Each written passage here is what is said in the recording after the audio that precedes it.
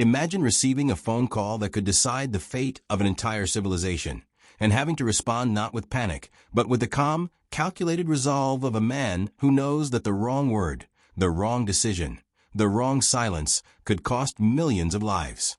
In the summer of 1942, Franklin Delano Roosevelt sat in the White House, carrying a secret so devastating that even his closest advisors struggled to breathe when they heard it.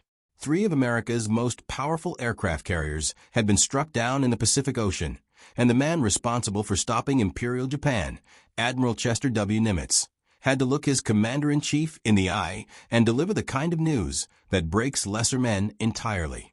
The United States Navy, the last shield standing between Japan and total Pacific dominance, had just been brought to its knees in the waters near Guadalcanal. The question that haunted every admiral, every senator, every mother with a son in uniform was the same. Could America survive what was coming next? What Roosevelt said in that moment, and what he chose not to say, would echo through history forever. If this story already has your pulse rising, you are exactly where you need to be. Subscribe to this channel right now, hit that like button, and share this video with someone who loves real history, the kind they never taught in school. Drop a comment below telling us something you just learned that surprised you, because this story is only getting started, and what comes next will leave you speechless. Chester W. Nimitz had not slept properly in weeks. As Commander-in-Chief of the United States Pacific Fleet, a title he inherited from the wreckage of Pearl Harbor on December 31, 1941, he carried the weight of a Navy that had been humiliated, burned, and sunk in its own harbor. By mid-1942, the strategic situation in the Pacific had become a desperate chess match played on an ocean so vast that even modern minds struggle to comprehend it. Japan controlled a perimeter stretching from the Aleutian Islands in the north to the Solomon Islands in the south, an empire of water and islands fortified with airfields, submarines, and a naval aviation force that had, up to that point, never been defeated. Nimitz operated from Pearl Harbor, Hawaii, directing fleet movements across millions of square miles with incomplete intelligence, unreliable communications, and resources stretched so thin that every decision felt like choosing which limb to sacrifice.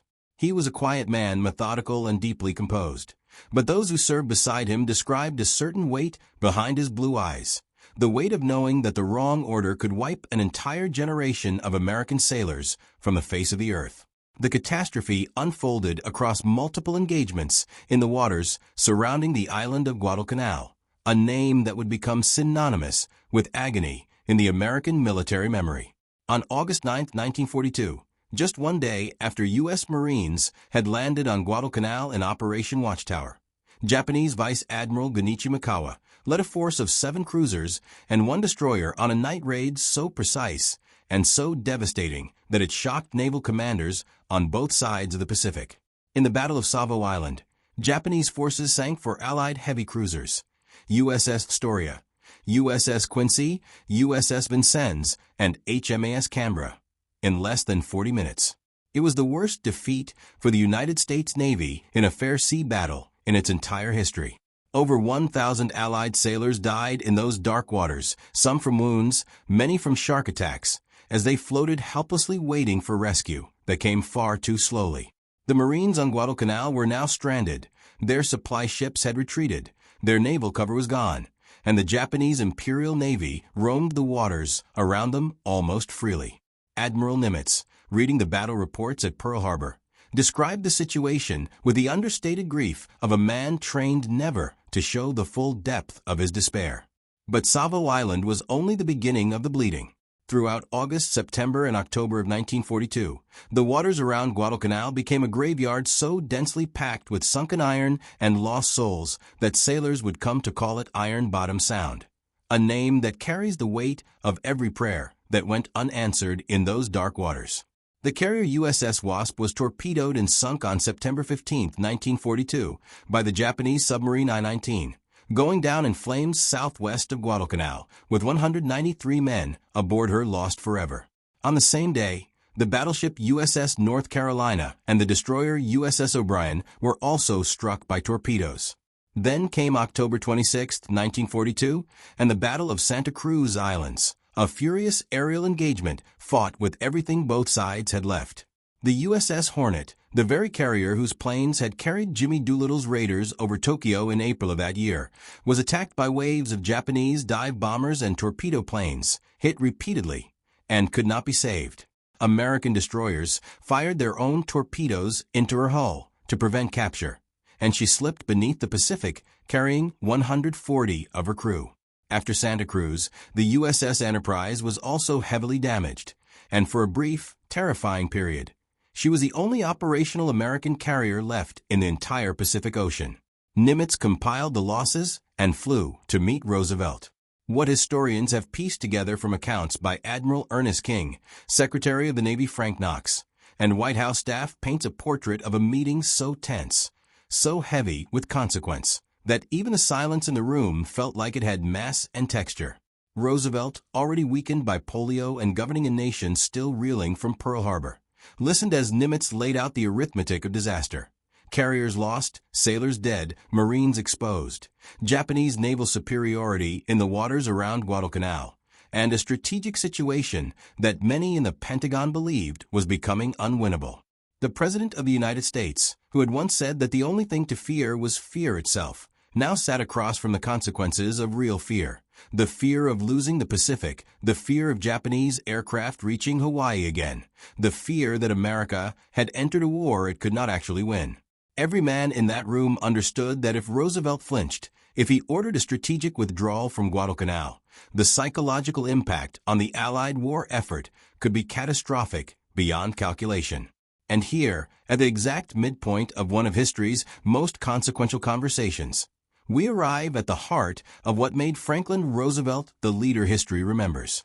Before we go further, if you are watching this and feeling the weight of this moment, please subscribe to this channel, like this video right now, and share it with someone who needs to understand what real leadership looks like under impossible pressure. Leave us a comment below about what surprised you most so far, because what Roosevelt actually said and the decisions that followed are going to reframe everything you thought you knew about this war. Roosevelt did not panic. According to multiple historical accounts and the recollections of those present, the president absorbed the losses with a composure that Admiral King would later describe as almost unnerving, not because it was cold, but because it was deliberate, controlled, and forward-looking with a discipline that went beyond ordinary courage. Roosevelt asked precise questions. He asked about the condition of the Enterprise. He asked about the Marines on Guadalcanal, how long they could hold, what they needed, what it would take to keep them supplied. He asked about Japanese losses, Japanese logistics, Japanese vulnerabilities. He refused to frame the conversation around what America had lost and redirected it entirely toward what America could still do. When Nimitz described the catastrophic naval situation around Iron Bottom Sound, Roosevelt reportedly leaned forward in his wheelchair and said, in words that have been paraphrased across various historical accounts, "The men on that island must not be abandoned, and the Navy must find a way to hold." It was not poetry. It was not a speech for the history books. It was the clear, uncompromising order of a man who understood that retreat at Guadalcanal would invite Japanese expansion toward Australia, compromise the entire Allied strategy in the Pacific, and hand the enemy a propaganda victory of incalculable proportions. What followed that meeting was one of the most aggressive naval rebuilding and resupply operations in military history. Roosevelt pushed American shipyards beyond every previous limit.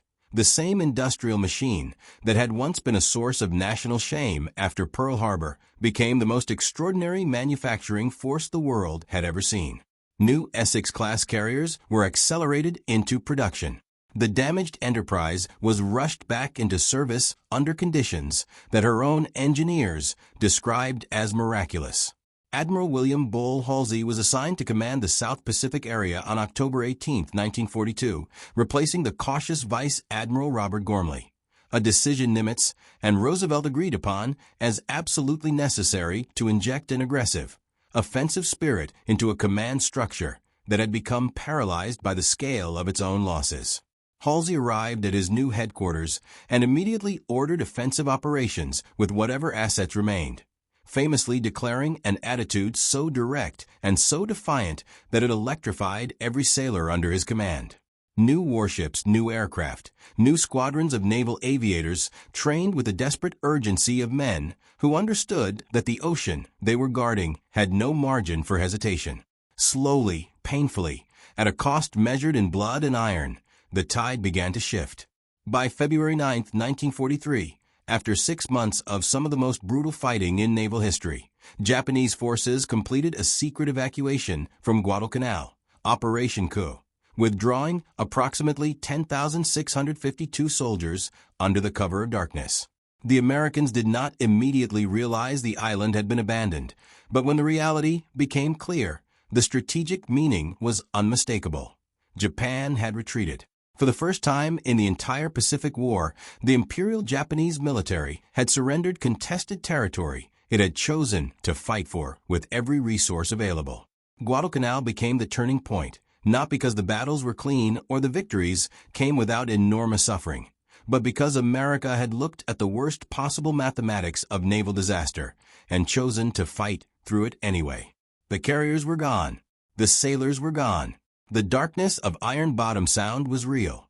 And yet, because of what Roosevelt said in that meeting with Nimitz, because of the decision not to flinch, not to retreat, not to allow fear to become policy, the Pacific War turned in the direction that led ultimately to VJ Day on September 2, 1945. History does not always remember the moments that never made headlines. The private conversations in closed rooms where exhausted men made decisions that saved or condemned millions of lives. The meeting between Roosevelt and Nimitz after the loss of those carriers was not filmed, not broadcast, not celebrated with parades. But it was, in many ways, the moment the Pacific War was won. Not on a beach, not in a dogfight above the clouds, not in the torpedo-lit darkness of Iron Bottom Sound, but in the quiet, terrible courage of a president who refused to let catastrophe become surrender.